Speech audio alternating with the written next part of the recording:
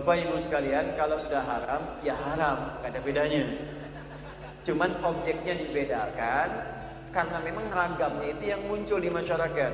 Gini, saya ingin ajarkan dulu prinsip dalam Islam. Prinsip Islam itu ketika diturunkan Al-Quran dan dijelaskan oleh Nabi, prinsipnya maslahat. Bagaimana membawa kehidupan bermaslahat dan kebaikan dalam hidup bermasyarakat. Karena prinsipnya maslahat, segala yang mengandung kebaikan, maka Islam kemudian menerapkan dua sistem hukum. Apa dua sistem ini, dua dimensi ini?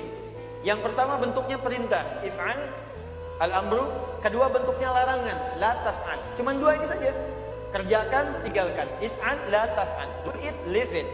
Makanya temukan dalam Quran cuma dua. Kalau nggak diperintahkan, tinggalkan.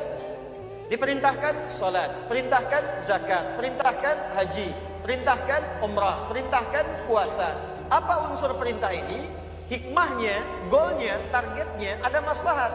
Karena itu ketika kita diminta sholat, puncak target sholat itu perbuatan baik, maslahat. Quran surah 29 ayat 45. Inna sholata tanha anil fahsya wal munkar. Kalau orang sholatnya benar, kata Allah, akan terbebas dari dua sumber keburukan. Di buruk itu cuma dua. Kalau bukan fahsya, itu munkar. Fahsya, keburukan yang bersumber dari syahwat.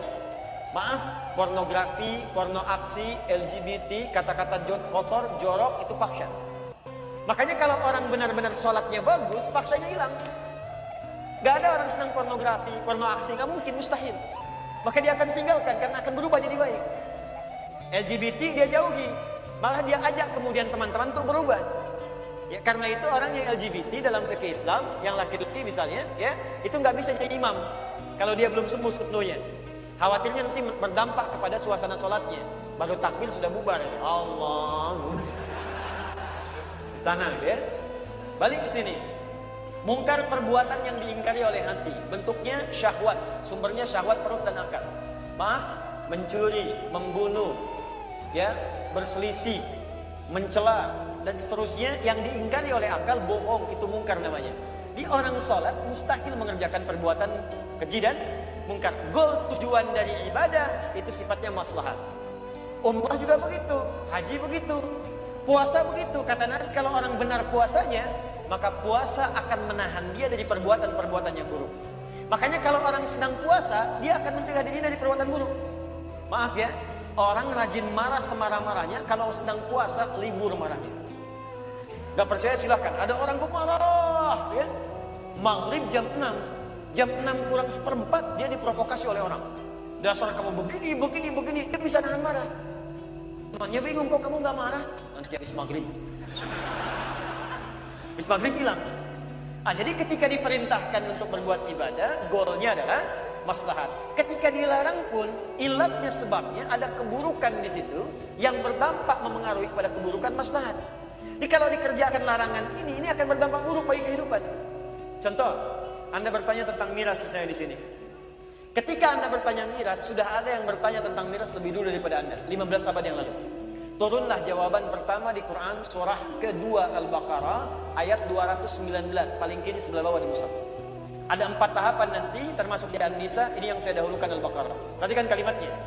Yas'alunaka 'anil khamri wal maisir. Muhammad, banyak orang bertanya kepadamu tentang khamar dan maisir. Maisir itu judi. Khamar itu ma yakhmurul aqla, setiap yang bisa merusak akal. Jadi kalau dikonsumsi itu bisa merusak kepada akal, berpengaruh buruk. Akal lambat berpikir, emosional terganggu, ya tidak sadar berbuat hal. Jadi kalau berbuat buruk memang karena nggak sadar. Bisa membunuh, bisa berzina, bisa perkosa, bisa macam-macam.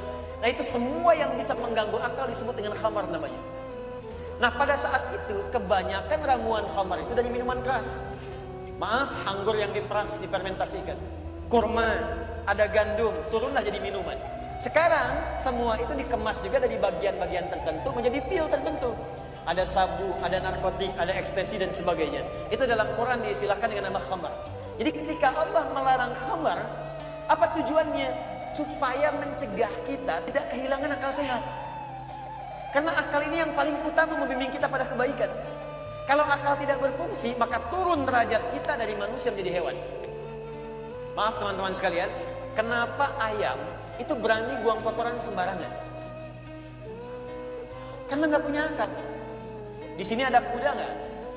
Ada kuda. Kenapa kuda bisa jalan-jalan di busan, tak malu nggak berpakaian? Karena nggak ada akal. Kenapa monyet betina misalnya, senang aja tampil tanpa busana? Karena nggak ada akal.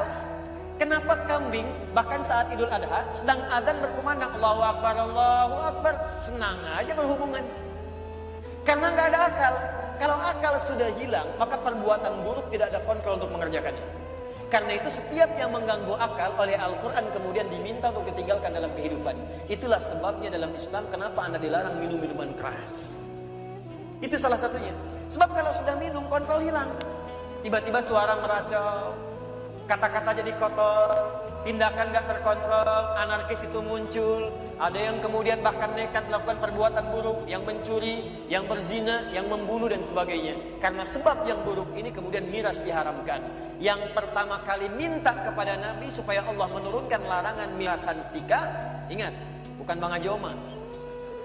Yang pertama minta namanya sahabat Umar bin Khattab.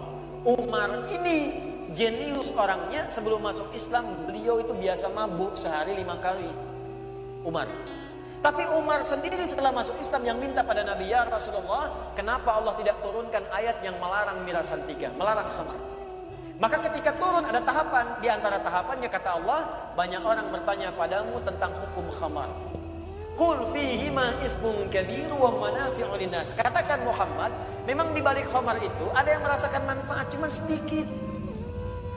Mungkin merasakan manfaat cuma sedikit, ada yang bisa untuk menghangatkan cuma sedikit, tapi dampak buruknya lebih banyak. Jadi kalau Anda bisa mengemas teknologi untuk menghangatkan badan, tidak harus menggunakan itu, kenapa harus gunakan itu? Ada yang merasakan tenang dengan minum, hanya sedikit, dia tidak sadar dalam tenangnya bisa mengungkap rahasia yang tidak harus diungkap. Dia tidak sadar dalam perasaan tenangnya bisa meracau kata-kata yang kasar. Dan dia tidak sadar dalam tenangnya bisa berbuat kriminalitas yang lebih besar. Karena itu wa ithmuhuma akbaru min naf'ihima. Potensi buruknya, dosanya lebih banyak dibandingkan dengan baiknya. Karena itulah turunlah kemudian sebagai pamungkas Quran surah kelima Al-Maidah ayat 90 sampai 91. Paling kanan sebelah atas di mushaf. Innamal khamru wal maisiru wal azlamu dan seterusnya. Perhatikan ujung ayatnya. Rijsun min amali syaitani fajtanibu. Itu amalan buruk, provokasi dari setan, maka jauhi itu semua. Ini tidak ada bedanya teman-teman antara miras dengan daging babi, sama-sama haramnya. Jelas ya? Ya. Jadi kalau kita ingin hijrah berubah, jauhi itu. Jadi kalau ada yang lain kenapa harus miras? Kalau ada ayam kenapa mesti babi? Jelas ya? Itu ujian keimanan. Ujian keimanan.